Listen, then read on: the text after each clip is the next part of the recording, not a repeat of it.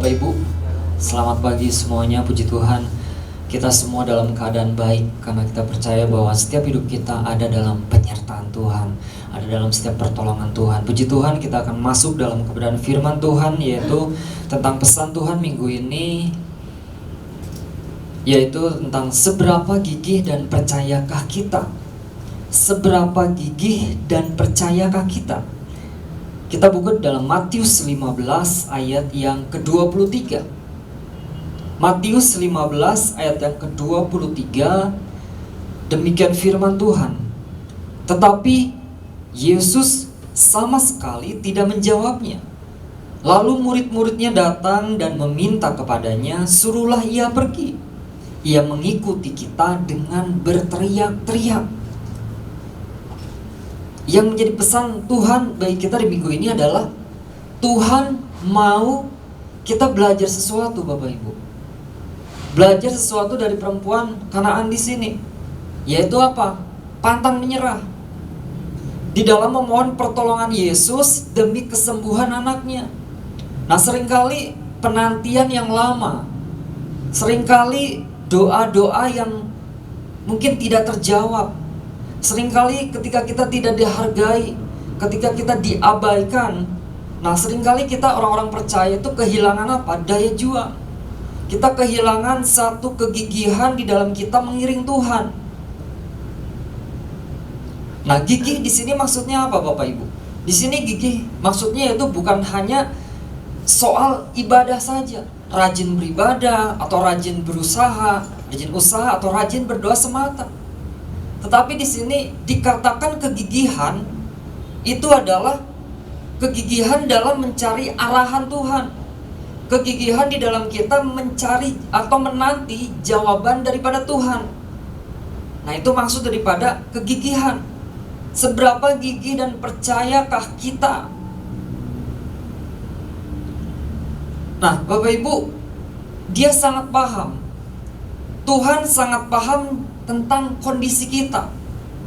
Tuhan paham dan mengerti apa yang sedang kita hadapi hari-hari ini. Dia sangat mengerti sekali. Dia sangat paham sekali. Dia mengerti tentang apa? Tantangan yang mungkin sedang kita alami, tantangan yang mungkin sedang kita hadapi hari-hari ini. Dia sangat mengerti. Dia paham sekali, Bapak Ibu. Tuhan punya alasan. Tuhan punya rencana di dalam setiap hidup kita, hidup saya. Nah, seringkali kan kita menunggu. Seringkali kita menunggu jawaban Tuhan. Seringkali kita menunggu arahan daripada Tuhan. Dan kita mungkin berkata dalam setiap kita, mana sih doa-doa yang sudah saya panjatkan? Mana sih kok arahan Tuhan yang sudah saya minta kepada Tuhan kok tidak kunjung datang? Kok Tuhan serasa tidak menjawab doa-doa saya? Ternyata Tuhan punya maksud. Tuhan punya rencana. Tuhan punya waktunya sendiri bagi orang-orang percaya. Ketika Tuhan belum menjawab doa kita, ketika Tuhan belum menjawab arahan-arahan yang kita minta kepada Tuhan, Tuhan katakan seberapa gigih sih dan percaya kita kepada Tuhan. Sampai sejauh mana Tuhan mau lihat. Tuhan mau tahu seberapa iman kita, seberapa kita bertahan di dalam kepercayaan kita kepada Tuhan. Tuhan sangat mudah untuk menjawab doa-doa kita. Tuhan sangat mudah sekali untuk Tuhan menjawab apa yang kita doakan. Sangat mudah sekali. Cuman masalahnya gini, Tuhan melihat dari sisi kita seperti apa, penerimanya seperti apa. Apakah sudah tepat dengan waktu Tuhan atau belum? Seringkali kan kita terburu-buru.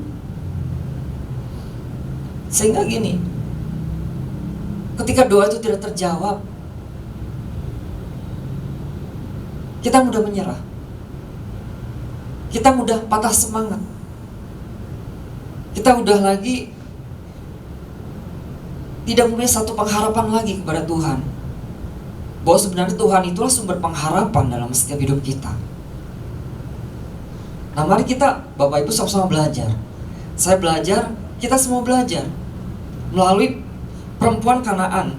Nah, kalau kita lihat di dalam satu perikop ini, di dalam Matius 15 di ayat 21 sampai yang ke-28, di situ judul perikopnya adalah perempuan Kanaan yang percaya.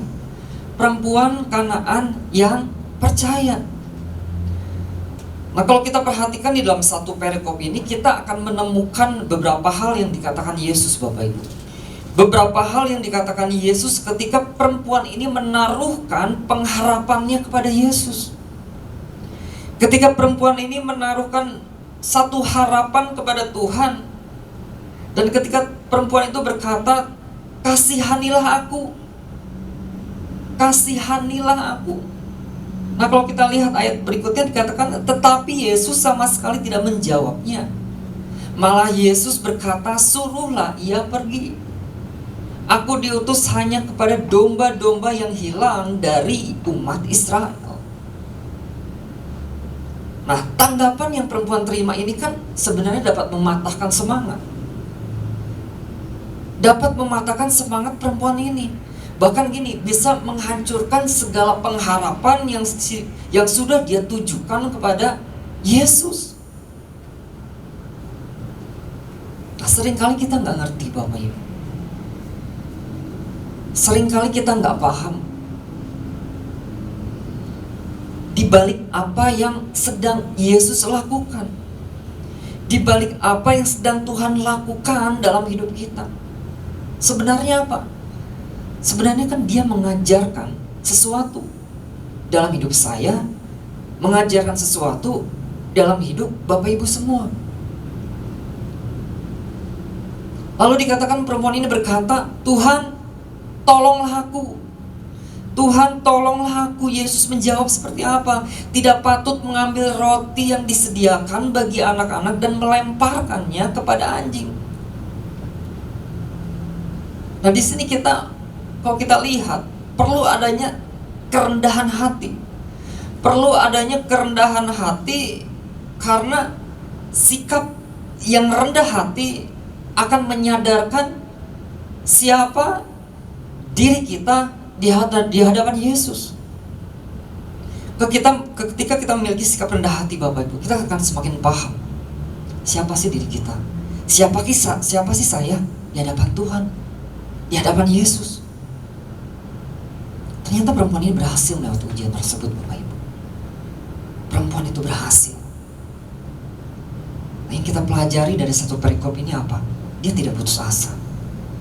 Dia pantang menyerah. Dia terus memohon kepada Tuhan. Dia minta belas kasihan kepada Tuhan. Dia rela merendahkan diri. Dan perempuan itu terus beriman kepada Yesus bahwa dialah Tuhan yang dapat menyembuhkan anaknya. Dialah pertolongan hidupnya. Nah, beberapa hal yang akan kita pelajari pagi hari ini yang pertama adalah di dalam Matius 15 ayat yang ke-22. Matius 15 ayat yang ke-22 demikian firman Tuhan, "Maka datanglah seorang perempuan Kanaan dari daerah itu dan berseru, 'Kasihanilah aku ya Tuhan anak Daud, karena anakku perempuan kerasukan setan dan sangat menderita.'" Nah, pokok ayatnya yaitu, "Kasihanilah aku ya Tuhan anak Daud." Nah, yang pertama yang harus kita perhatikan dan kita pelajarin, yang pertama yaitu miliki sudut pandang yang jelas. Miliki sudut pandang yang jelas. Nah, kalau kita perhatikan, saya pelajari perempuan ini mempunyai sudut pandang yang jelas. Pandangannya sangat jelas terarah pada Yesus. Perempuan ini kenapa? Pengen anaknya disembuhkan, pengen anaknya dipulihkan. Tetapi gini, dia menaruh satu pengharapan, satu iman hanya kepada Yesus, bahwa Yesuslah yang akan menyembuhkan anaknya itu. Dia tidak mengalihkan pandangannya ke yang lain. Walaupun gini, di kanan kiri mungkin akan mengganggu dia, tetapi dia tetap mengarahkan pandangannya bahwa di depan sana ada Yesus yang akan menyembuhkan, yang akan memulihkan anaknya. Nah, melalui pesan Tuhan ini, seberapa gigih dan percayakah kita? Seberapa gigih dan percayakah kita? Tuhan mengingatkan Bapak Ibu, termasuk saya, melalui pesan ini, jangan sampai kita kehilangan pengharapan. Jangan sampai kita kehilangan sebuah pengharapan atau kepercayaan kita kepada Tuhan.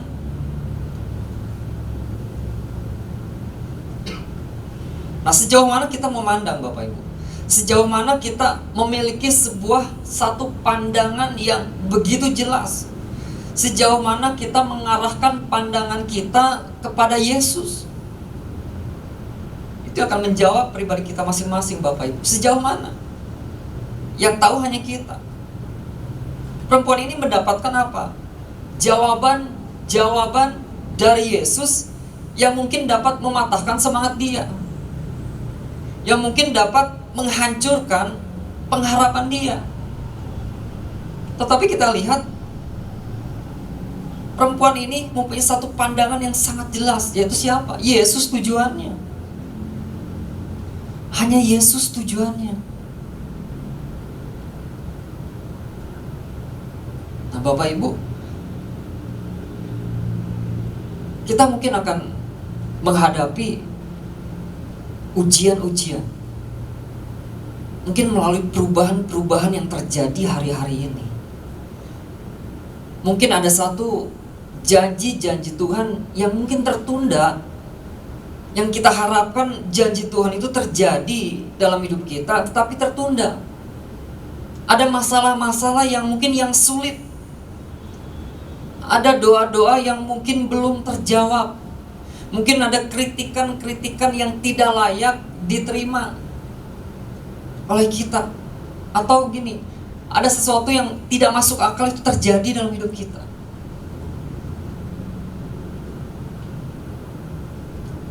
Ketika itu terjadi, yang saya katakan tadi di atas, pertanyaannya gini, masihkah kita memiliki pandangan yang jelas, sudut pandang yang jelas, bahwa arah mata kita hanya tertuju pada Tuhan. Arah mata kita hanya tertuju kepada Allah. Siapa Allah itu? Siapa Yesus itu?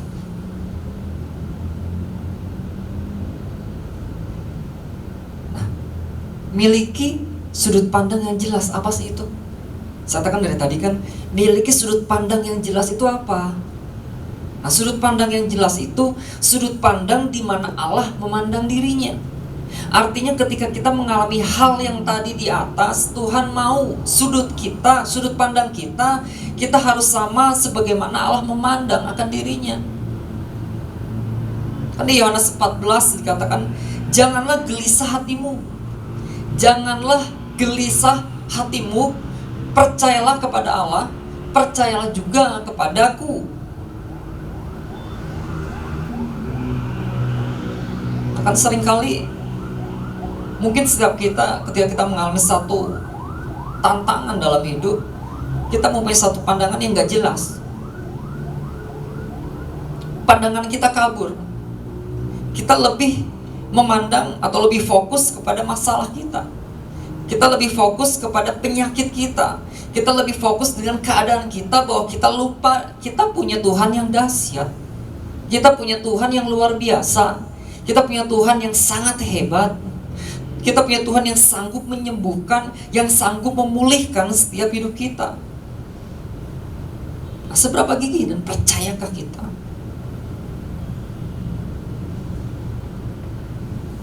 Ketika perempuan ini memiliki pandangan yang sangat jelas, perkataan apapun yang dikatakan Yesus, jawaban apapun yang ditanyakan oleh perempuan ini kepada Yesus, dia tidak permasalahkan itu. Tidak mengubah pandangannya kepada Tuhan, tidak mengubah imannya kepada Tuhan. Dia tetap menaruhkan pengharapan, fokus hanya kepada Tuhan. Pandangannya sangat jelas. Itu yang pertama Bapak Ibu. Yang kedua, beberapa hal yang kita perhatikan. Yang pertama yaitu miliki sudut pandang yang jelas. Yang kedua, Matius 15 ayat yang kedua, masih sama Bapak Ibu. Maka datanglah seorang perempuan Kanaan dari daerah itu dan berseru, kasihanilah aku, ya Tuhan anak Daud, karena anakku perempuan kerasukan setan dan sangat menderita. Kasihanilah aku, ya Tuhan anak Daud, karena anakku perempuan kerasukan setan dan sangat menderita. Yang kedua, Iman harus disertai dengan pengakuan. Iman harus disertai dengan pengakuan. Nah, yang dilakukan oleh perempuan Kanaan ini adalah apa? Kasihanilah aku. Nah, di sini dikatakan apa? Ya Tuhan anak Daud. Ya Tuhan anak Daud. Nah, perempuan ini mengakuinya apa? Sebagai Mesias. Hal terbesar yang harus dipegang Bapak Ibu, yang harus kita pegang adalah iman, pengakuan daripada iman itu sendiri. Pengakuan iman daripada iman itu sendiri. Nah, kalau kita lihat kan kemarin sudah dijelaskan oleh Bapak Gembala, meskipun perempuan ini bukan orang Yahudi Bapak Ibu, perempuan ini mengakui bahwa janji yang dibuat kepada nenek moyang orang Yahudi dan kemuliaan yang dijanjikan bagi keturunan Daud. Dia mengakui perempuan ini. Berarti iman harus diakui dengan mulut kita. Iman harus diakui dengan mulut kita. Nah, pengakuan adalah kata kerja Bapak Ibu. Pengakuan adalah kata kerja. Kalau dalam bahasa Yunani adalah artinya homologio. Homologio artinya apa? Itu mengucapkan sama dengan. Mengucapkan sama dengan. Pengakuan itu selalu berhubungan langsung dengan firman Allah.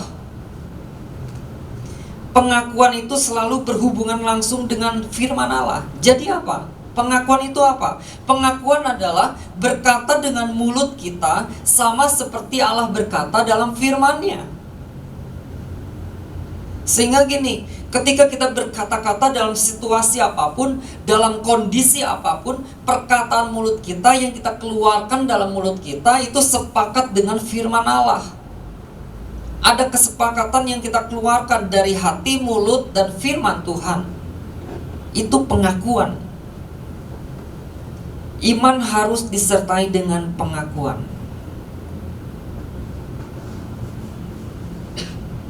Nah, apa yang dikatakan mulut Bapak Ibu? Apa yang dikatakan mulut tidak bisa dipisahkan oleh hati.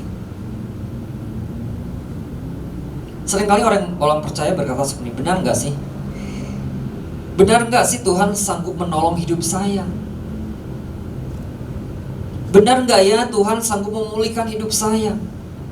Benar nggak ya Tuhan dapat menyembuhkan hidupku, orang tuaku, anakku, saudaraku? Sanggup nggak ya? Nah, kalau kita lihat di dalam Matius Bapak Ibu, Matius 12 ayat yang di sana dikatakan bahwa karena apa yang diucapkan mulut itu meluap dari hati. Karena apa yang diucapkan mulut itu keluar dari hati.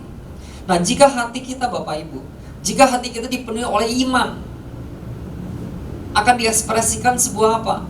Sebuah kata-kata melalui mulut kita. Hati kita mempunyai iman yang kuat, maka mulut kita akan mengeluarkan bahwa Tuhan itu sanggup, Tuhan itu dahsyat, Tuhan itu luar biasa. Nah, kalau kita di hati kita aja udah ragu-ragu, bagaimana ada pengakuan melalui mulut kita? Pasti akan keluar apa? Satu keraguan-raguan. Hati kita udah ragu-ragu kepada Tuhan. Hati kita udah gak percaya lagi sama Tuhan. Apa yang keluar dari mulut kita? Mungkin kita akan berkata, mana mungkin? Pustaka itu terjadi. Kayaknya di luar dari pikiran kita, gak mungkin. Sehingga kita hanya mengandalkan satu logika dalam hidup kita. Ketika perempuan ini berkata, kasihanilah aku, ya Tuhan anak Daud. Ya Tuhan anak Daud, saya percaya gini, ada iman yang kuat. Ada iman yang kuat yang keluar dari dalam hatinya, sehingga dia mengekspresikan keluar dari mulutnya, dan dia berkata, ya Tuhan anak Daud. Ya Tuhan anak Daud. Saya katakan tadi kan, perempuan ini mengakuinya dia sebagai Mesias, mengakui janji yang dibuat kepada nenek moyang orang Yahudi dari kemuliaan yang dijanjikan bagi keturunan Daud. Nah, bukti dari iman yang disertai dengan pengakuan perempuan itu ternyata gini kan, perempuan ini tidak pantang menyerah. Perempuan ini tidak putus asa. Perempuan ini terus meminta permohonan kepada Tuhan. Bukti daripada pengakuan, ya Tuhan, anak Daud. Nah, kalau kita buka di dalam Roma, Bapak Ibu, Roma 10 ayat yang 9, Roma 10 ayat yang ke-9, dan Roma 10 ayat yang ke-10. Nah, ini kita baca bersama ya Bapak Ibu. Roma 10 ayat ke-9 dan ayat ke-10, di mana firman Tuhan 1, 2, 3. Sebab jika kamu mengaku dengan mulutmu bahwa Yesus adalah Tuhan dan percaya dalam hatimu bahwa Allah telah membangkitkan Dia dari antara orang mati, maka kamu akan diselamatkan. Ayat yang ke-10, karena dengan hati orang percaya dan dibenarkan, dan dengan mulut orang mengaku dan diselamatkan. Sebab jika kamu mengaku dengan mulutmu. Lalu di sana dikatakan apa? Tuhan adalah Tuhan dan percaya dalam hatimu. Dan di ayat 10 dikatakan apa? Karena dengan hati orang percaya itu dibenarkan, dan dengan mulut orang mengaku dan diselamatkan. Iman harus disertai dengan pengakuan. Nah, ketika firman itu tertanam Bapak Ibu, ketika firman itu tertanam dalam hati kita, firman Tuhan itu berakar dalam hati kita, saya percaya gini, tantangan apapun, kondisi apapun yang kita hadapi, saya percaya kita akan tetap kuat. Kita tidak akan goyah. Kita tidak akan menyerah. Kita tidak akan kehilangan percaya kepada Tuhan. Kenapa? Karena iman kita kuat. Karena kenapa? Firman Tuhan sudah tertanam, sudah berakar dalam hati kita. Dengan kondisi apapun, maka kita akan berkata seperti ini: Tuhan sanggup menolong hidup. Tuhan sanggup menolong keluargaku. Saya tidak akan kehilangan kepercayaan saya kepada Tuhan. Saya akan tetap menaruhkan percaya saya kepada Tuhan. Saya akan tetap mengiring Tuhan. Nah, jangan sampai gini, keadaan-keadaan itu mempengaruhi setiap hidup kita. Keadaan-keadaan kondisi yang mungkin hari-hari ini yang sedang terjadi, jangan sampai kita mengalami satu kegigihan yang menurun, satu kepercayaan kepada Tuhan menurun. Tapi kita harus tetap semangat di dalam Tuhan. Kita terus menaruhkan pengharapan kita di dalam Tuhan.